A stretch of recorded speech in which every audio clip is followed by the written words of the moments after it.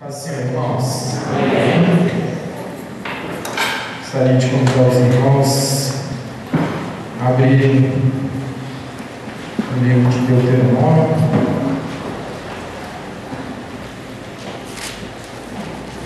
no capítulo 13.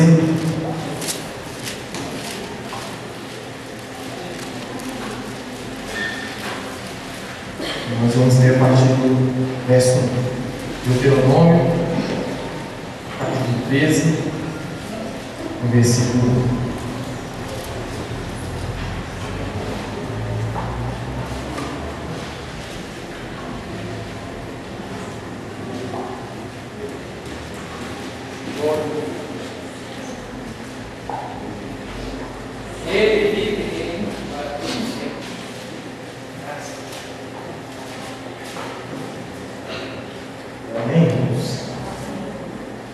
Deuteronômio capítulo 13, nós vamos ler do verso 1 até o verso 4. Quando o profeta ou sonhador se levantar no meio de ti e te anunciar um sinal ou prodígio, e suceder tal sinal ou prodígio de que te houver falado e disser: vamos após outros deuses que não conheceste e sirvamos, não ouvirá as palavras desse profeta ou sonhador, porquanto o Senhor, vosso Deus, vos prova, para saber se amais o Senhor, vosso Deus, de todo o vosso coração e de toda a vossa alma.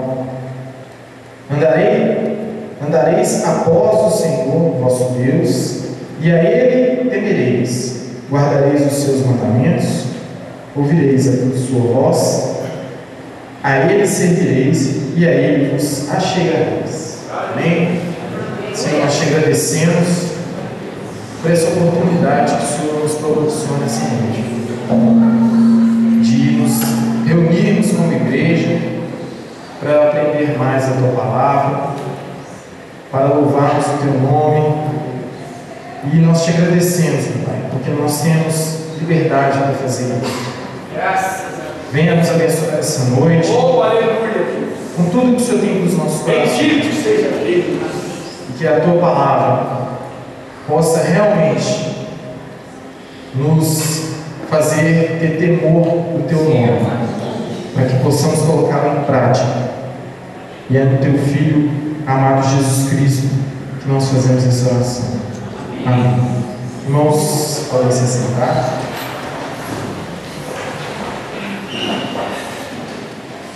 Irmãos, esse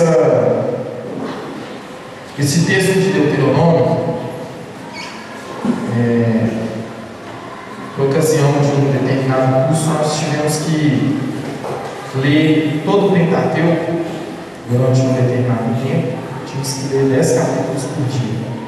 Quem já leu o Pentateuco sabe que é uma dificuldade, principalmente Levítico. Você lê 10 capítulos de Levítico por dia, é muito difícil.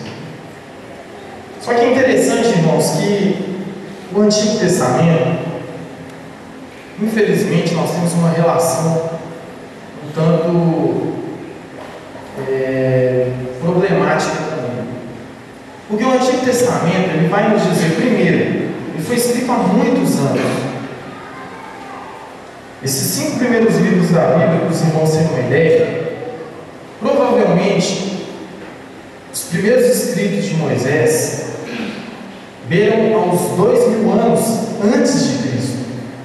Nós estamos em 2012, então são aproximadamente 4000 anos que nos diferencia, que nos distancia da mensagem do Pentateuco, que são esses livros que contam uma história inicial do povo de Israel. E o Antigo Testamento, irmãos, ele nos traz uma mensagem muito relevante, apesar desse distanciamento cultural e um distanciamento de tempo, porque ele tem uma função didática muito grande. Então, muitas vezes, quando você lê no Antigo Testamento, principalmente no Pentateuco, você vê sacrifícios, você vê Deus enviando o povo de Israel para invadir uma cidade e ali matar mulheres, crianças. Hoje, na sociedade hipócrita que a gente tem, onde os direitos humanos são extremamente distorcidos, a noção de um Deus que faz isso não é aceitável. Quantos de nós não vemos que tantas vezes as pessoas acusam o Deus do Antigo Testamento de ser um Deus carrasco? Só que isso, irmãos, nada mais é do que totalmente uma falta de entendimento, de estudo do Antigo Testamento. Porque a maior obra que Deus realizaria na humanidade, que é o sacrifício do seu Filho Jesus Cristo, inicia-se aqui no Antigo Testamento. E nós sabemos, como o escritor aos Hebreus nos afirma, que todo o Antigo Testamento ele aponta para uma pessoa, que é Jesus Cristo. Então, da mesma forma que a gente lê um texto igual a gente leu de Deuteronômio, onde nós vamos entender aqui o que significa isso, no Novo Testamento você vai ver o mesmo tipo de exortação que a gente acabou de ler aqui. O mesmo tipo, irmãos. A mesma forma como o escritor de Deuteronômio foi categórico, nós vamos ver isso no Novo Testamento. Então a gente tem que entender. O Deuteronômio é um livro, a gente está tendo um estudo aqui na terça-feira, e eu infelizmente não posso vir, porque eu tenho faculdade. Mas as pessoas que estão vindo estão sendo muito abençoadas. Então venha, eu tenho certeza que você vai ser muito abençoado. Mas o livro de Deuteronômio foi escrito por Moisés. Ele foi escrito numa época da vida de Israel muito importante. Por quê? Nós sabemos que aquela geração dos israelitas que foram libertos e saíram do Egito, por causa da murmuração e da desobediência, nós sabemos o que aconteceu. O que aconteceu com eles? Apenas Caleb e quem mais, irmãos, entrou na terra prometida? Josué. De toda uma geração que saiu do Egito, apenas 2 pessoas entraram na terra prometida. Nem o próprio Moisés. E do ponto de vista superficial, Deus parece ter sido cruel, porque ele leva Moisés até um lugar, faz ele ver a terra e vira, está vendo aquela terra lá, você não vai entrar nela não. Só que Moisés, irmãos, ele não entendia, ele não ficou satisfeito. Se você ler a história, você vai ver que ele não saiu dando pulos de alegria com isso. Só que Moisés, ele não entendia o que Deus queria fazer. E aquela lei que havia sido dada no livro de Levítico, toda aquela geração que escutou aquilo pereceu no deserto. E agora nós temos uma nova geração. A geração que realmente tomaria posse da terra prometida. A terra que Deus havia já prometido aos antepassados, aos patriarcas de Israel. E agora Moisés está ali nos planícies de Moabe. E ele começa a falar aquilo que seria uma espécie de testamento para aquela geração. Moisés começa novamente a recitar a lei, agora num contexto diferente. Naquela época Israel estava fugindo, Israel não sabia o que ia acontecer. Agora Israel já é uma nação, as terras os povos que estavam ali, eles já temiam o nome de Israel, mas eles não temiam pelo que Israel fazia, eles temiam porque o Deus de Israel fazia. Tanto é que existia um determinado rei que só dele ficar sabendo que Israel estava próximo das terras, ele já tremeu nas bases, já deu um jeito de tentar, vamos dizer assim, já deu uma forma de que o intento de Israel, que era simplesmente passar por aquela terra, não acontecesse. E Moisés agora ele está lendo a lei de Deus para aquele povo, aquela geração que ia entrar, que ia tomar posse da terra prometida. E agora a gente começa a entender algumas coisas para as nossas vidas. Deus ele tinha um objetivo com Israel. E aqui nós já começamos a ver a didática de Deus. No início, aqui, Deus tinha um projeto com Israel. Era de tornar Israel o seu povo escolhido, separado. Separado de quem, irmãos? De todos os povos que estavam ao redor de Israel. E era muito importante que os israelitas eles entendessem a lei de Deus, Porque eles estavam agora entrando, já tinha 38 anos que eles estavam peregrinando no deserto. Uma coisa absurda, se você pegar o mapa e ver a distância do Egito até a terra, eles não gastariam pouco mais do que um mês. No entanto, Deus fez que eles ficassem 40 anos no deserto. Sabe por quê, irmãos? Desobediência. Só que Deus era misericordioso, Ele tinha um plano. Assim como Ele tinha um plano com a humanidade, no jardim do Éden, e Adão e Eva pecaram e caíram, e a humanidade continuou como até hoje, e Deus Ele continua tendo um plano, e a Bíblia nos afirma o seguinte, irmãos, que esse plano de Deus, ele vai acontecer. Aleluia. Glória a Jesus. No final, o Israel de Deus, ele vai atingir a terra prometida. Amém. Sabe por quê, irmãos? Porque Jesus disse que as portas do inferno, elas não iam prevalecer contra a igreja de Deus. Entenda isso, irmãos. As portas não iam prevalecer. Ninguém ataca ninguém com portas. Você já escutou alguma história de que alguém pegou uma porta e tacou? A não ser de Sansão, que deu uma louca nele lá e ele saiu carregando as portas nas costas. Mas ninguém ataca. Isso significa o seguinte, que existe um plano. E a igreja está inserida nesse plano, porque ela é agente de Deus aqui nessa terra. Então as portas do inferno, vai chegar um dia que ela não vai aguentar, elas vão ser escancaradas. Aleluia. E a Bíblia vai dizer ainda mais que o inferno, ele também vai ser destruído. As pessoas não vão passar a eternidade no inferno, porque o inferno também, ele vai ser lançado no lago de fogo eterno. Só para que os irmãos entendam, irmãos, que este plano de Deus, que era com Israel, e depois, através de Jesus Cristo, engloba toda a igreja, todos aqueles que o aceitam, ele vai se cumprir. Você pode ler o Antigo Testamento, você pode estar aí lendo o Antigo Testamento e pensando, meu Deus, Israel é um povo que não escuta, e eles desobedecem, tudo que Deus faz, eles vão desobedecendo. Onde será que vai dar isso, irmãos? Um dia esse plano de Deus ele vai se cumprir. Não tenha dúvida disso.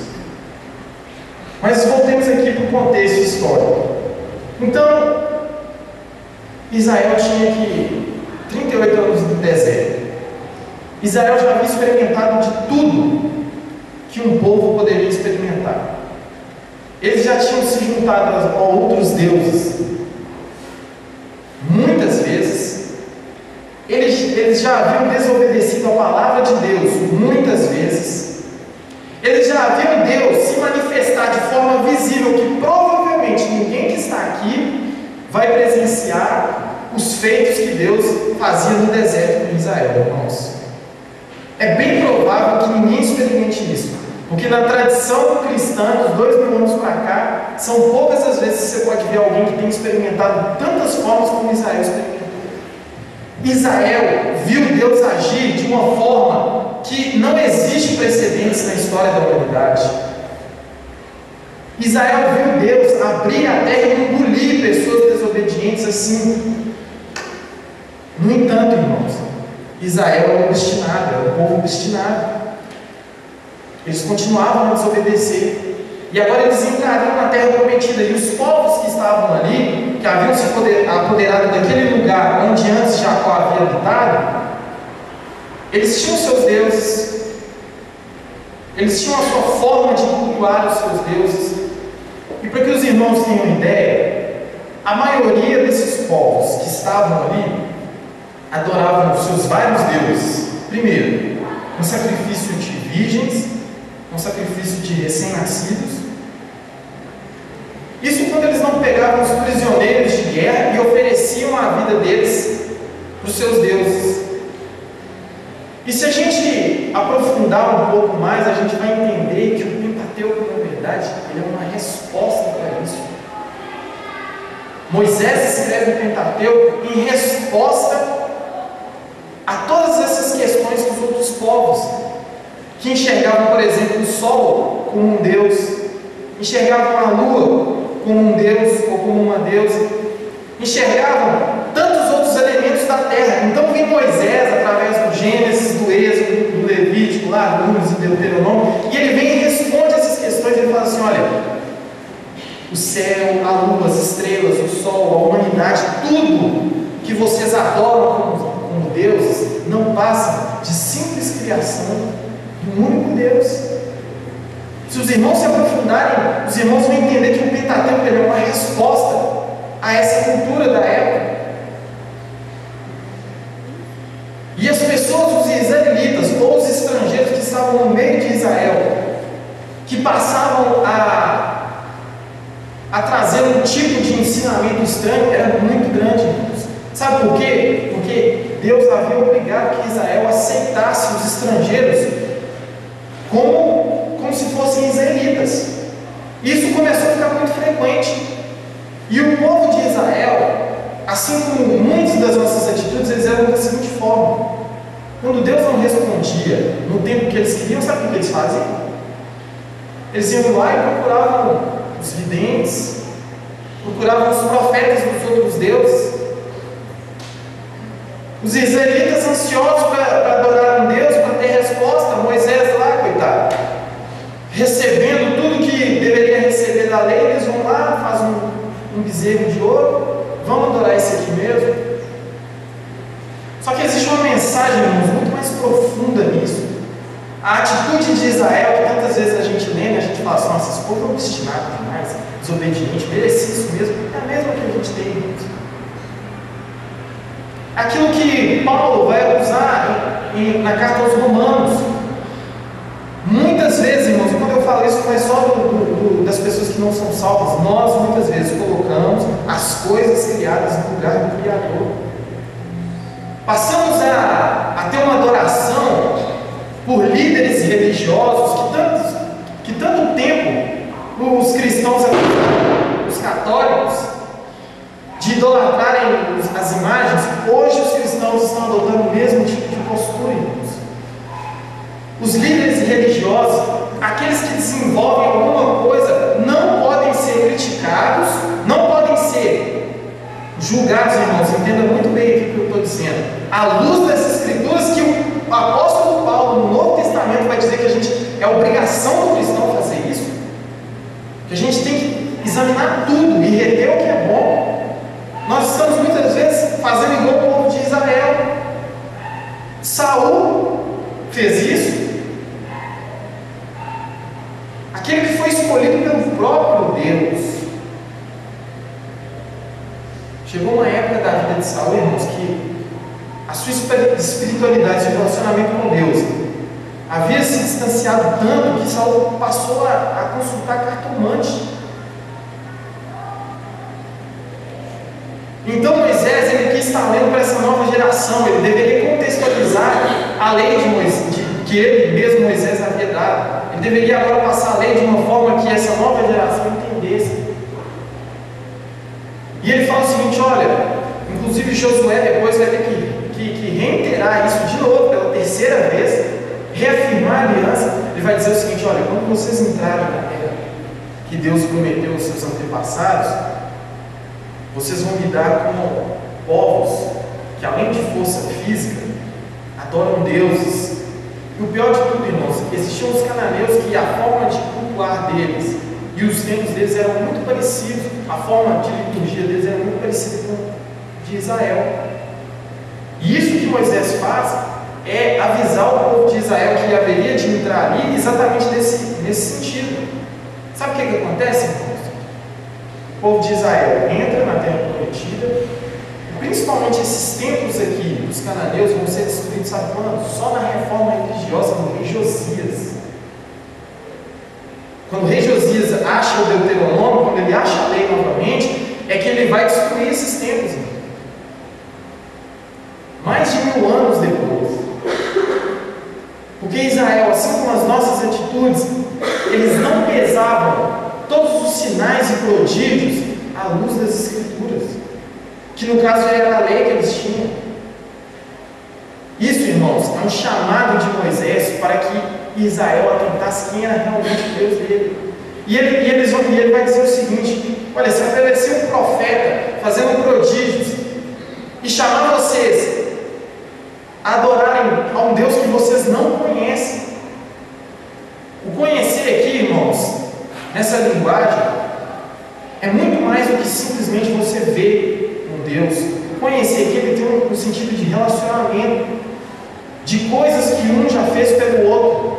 Que Moisés está falando o seguinte: olha, o Deus que vocês conhecem, que já operou maravilhas, que já colocou povos, que tinha um exército infinitamente superior, colocou nas suas mãos. Esse Deus que se fez conhecer, que se revelou a vocês, que escolheu se revelar e separar vocês como um povo santo, Ele está provando vocês agora. E Ele quer saber se realmente, quando aparecer esse tipo de situação, você vai analisar tudo isso que está acontecendo à luz da lei que Ele havia dado. Isso é tão importante, irmãos, que muitos anos depois, o apóstolo Paulo vai até uma região chamada Galácia. E ele vai pregar para algumas pessoas naquela região. E vão se instalar ali algumas igrejas. E pouco menos de um ano depois que Paulo havia fundado essas igrejas e que ele sai, ele recebe a notícia que os gálatas, que nem judeus eram, estavam adquirindo para si costumes da lei. Os gálatas, que nem judeus eram gentios. Eles não conheciam o Deus de Israel. Eles mal conheciam a história de Israel. E aí Paulo, num tom extremamente irônico, ele vai dizer assim no capítulo 1: olha, eu fico admirado com a velocidade que vocês abandonaram o Evangelho que eu preguei. Eu fico admirado com a velocidade com que vocês se desfizeram de tudo aquilo que vocês aprenderam. E aí Paulo vai ser mais enfático, ele vai dizer: olha, ainda que apareça um anjo dos céus, com fogo, com luz, com prodígios e arco-íris e tudo mais, se ele nos anunciar um evangelho que não seja esse que nós anunciamos, que ele seja anátema, maldito, impopular, irmão, os quintos dos infernos. No entanto, irmãos, nós como igreja temos muitas vezes nos acovardado diante dessas situações. Irmãos, as escrituras estão aqui para ser manejada, para ser lida, estudada, para que você tenha o mínimo de intuição e procurar das pessoas que entendem, aprender das escrituras, mas de uma forma profunda, com responsabilidade, com respeito, e entender que é obrigação sua, não é obrigação só do pastor, dos líderes da igreja, é obrigação sua analisar todo tipo de situação, de doutrina. A quantidade, irmãos, de doutrinas e de, como a Bíblia fala, como o apóstolo Paulo fala aos Efésios, a quantidade de ventos de doutrina que tem infiltrado no Brasil nessa última década é uma coisa absurda. Só que nós cristãos, muitas vezes, nós nos deixamos levar por causa das emoções, do choro e do barulho e de tantas outras coisas. Nós não analisamos porque nós temos medo, porque nós entendemos que quando Jesus estava falando de não julgar, nós não entendemos que Jesus estava falando que o julgar ali era com preconceito, sem misericórdia. Porque se ele estivesse falando que a gente não deveria julgar nada, ele estaria entrando em contradição com o próprio apóstolo Paulo. No entanto, não é isso. O texto onde Jesus fala que nós não devemos julgar, porque com a mesma medida que nós julgarmos, nós seremos julgados também, ele está falando a respeito do contexto dos fariseus, que não praticavam as coisas, mas obrigavam os judeus a praticarem. O que Deus está falando é o seguinte: olha, se você julga com preconceito, com discriminação, da mesma forma você vai ser julgado. Mas nós temos que, sim, irmãos, temos que pesar tudo aquilo que nós estudamos. Isso aqui que eu estou estudando, que eu estou pregando para os irmãos, Deuteronômio 13, Gálatas, que eu citei, capítulo 1, Efésios 1, capítulo 4, se eu não me engano.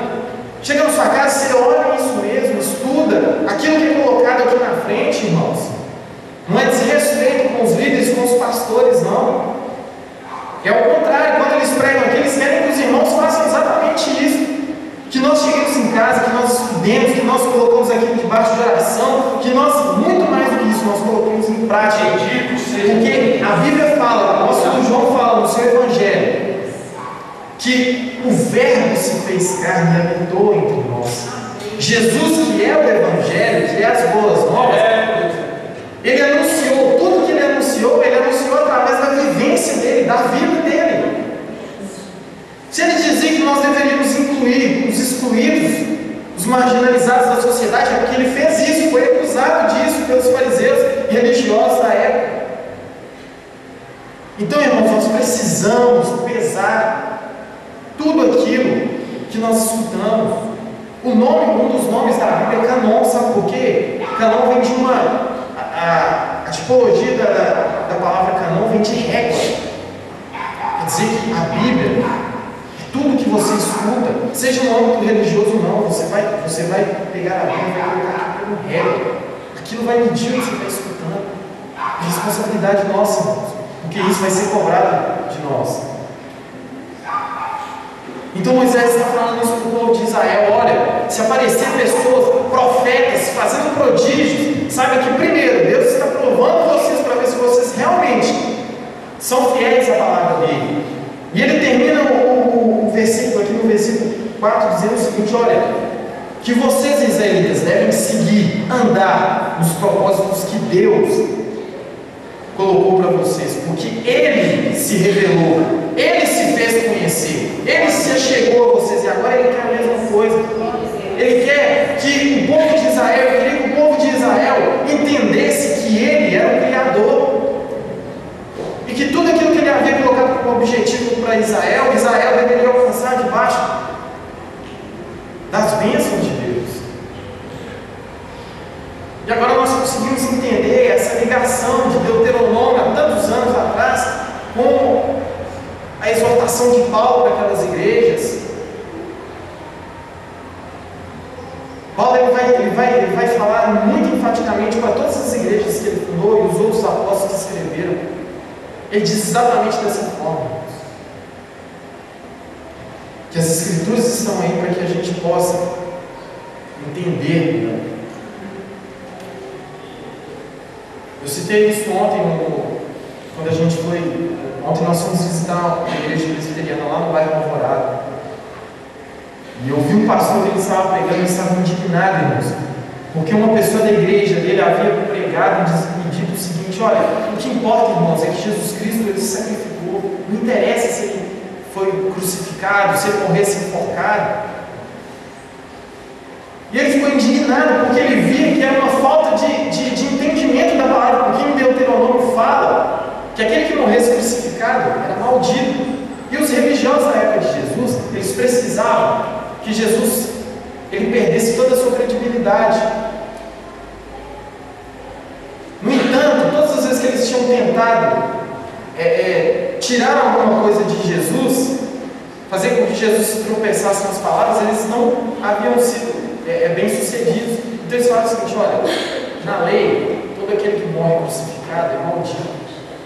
Por isso que quando é perguntado o que eles queriam, o que os israelitas, os judeus queriam que fizesse com Jesus, os fariseus já haviam colocado no meio do povo e começaram a gritar: crucifica. Porque isso já era profecia, irmãos. Isso pode parecer algo muito insignificante, mas para aqueles que se dizem cristãos, seguidores de Jesus Cristo, é muito importante saber por que o seu Salvador morreu crucificado. Saber por que Jesus era daquela forma. Por que Jesus entrou numa jumenta dentro de Jerusalém? Um jumento, na verdade, e ele entrou dentro de Jerusalém daquela forma. Por que ele era humilde? Ao contrário de algumas coisas que tem dito aí, que quem era carpinteiro na época era igual um engenheiro. Não era não, viu, irmãos? Quem era carpinteiro na época era uma profissão que não era nem um pouco privilegiada. Você tem que entender por que Jesus era uma pessoa que não se destacava. Se você visse ele andando assim, você não queria saber, sabe por quê? Porque o profeta Isaías, no capítulo 53, ele fala disso. Nós precisamos entender, irmãos. Nós precisamos ser ortodoxos nesse tipo de postura. A gente precisa entender da palavra. A gente gente precisa entender por que Jesus veio, morreu na cruz. Nós não podemos ser dessa forma, irmãos. Tantas religiões que existem no mundo, e as pessoas sabem dar, ainda que de forma enganosa, mas eles sabem muito falar da sua religião e pregar dos seus preceitos melhor do que os cristãos, irmãos. Infelizmente, é mais fácil, falo isso aqui, irmãos, com todo respeito, é mais fácil o testemunho de Jeová convencer um cristão do que o contrário. É mais fácil isso. Se o testemunho de Jeová chegar lá e negar para você que o Espírito Santo é Deus, que ele é uma pessoa, falar que não, o Espírito Santo é só uma energia, você vai saber defender? Isso é importante, irmãos, isso não é bobeira não. O Espírito Santo é Deus que atua na sua vida, que te dá os dons, que te convenceu do pecado. Bendito seja. No entanto, Moisés aqui em Deuteronômio já está fazendo uma exortação para o povo de Israel. Olha, não sigam os deuses que vocês não conhecem. Não sigam os deuses que não se revelaram a você, que não libertaram vocês dos povos, que não estão dando a terra prometida para vocês. Sigam ao verdadeiro Deus. Amém. Glória a Jesus. Isso é muito importante, irmãos. Minha oração essa noite, irmãos, é que Deus nos dê temor, sim, infinitamente maior do que nós temos, para que a gente se apegue realmente às Escrituras, irmãos. Porque aquilo que nos livra de Satanás, aquilo que nos livra de ser enganado, não é a nossa denominação, não é a nossa vestimenta, não é nada disso, irmãos. Nenhum outro cristão é livrado por causa disso. O que nos livra de Satanás e do seu engano, irmãos, é isso aqui, ó. A Bíblia Sagrada, aquela pelo qual muitos morreram, aquela pelo qual muitos cristãos no início que tinham algumas partes da Bíblia, alguns escritos dos profetas, inclusive quando se foi definir quais seriam os livros sagrados, um dos critérios que se usou foi isso. Olha, o livro para ser sagrado ele tem que ter resistido ao martírio. O que é isso, irmãos? Um judeu tinha lá na sua casa, por exemplo, os escritos de Isaías. Entrava lá e falava assim: olha, nós vamos queimar tudo que está aqui dentro. Tudo bem, pode queimar. Quando chegava naquele determinado livro da Escritura, ele falou assim: isso aqui não. Ah, vão queimar assim, não. Se queimar, vai ter que me queimar. Isso aconteceu, né? Sabe por quê? Respeito, responsabilidade de entender que aquilo era a palavra de Deus. A palavra de Deus no sentido de que aquilo ali era algo para a restauração da humanidade.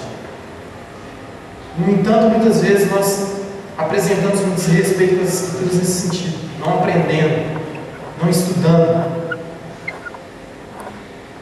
Nós possamos, irmãos, a cada dia crescer nesse temor, entender que as Escrituras estão aqui para nos ajudar a viver uma vida digna de quem foi salvo por Jesus Cristo. Amém, irmãos? Deus possa continuar abençoando os irmãos.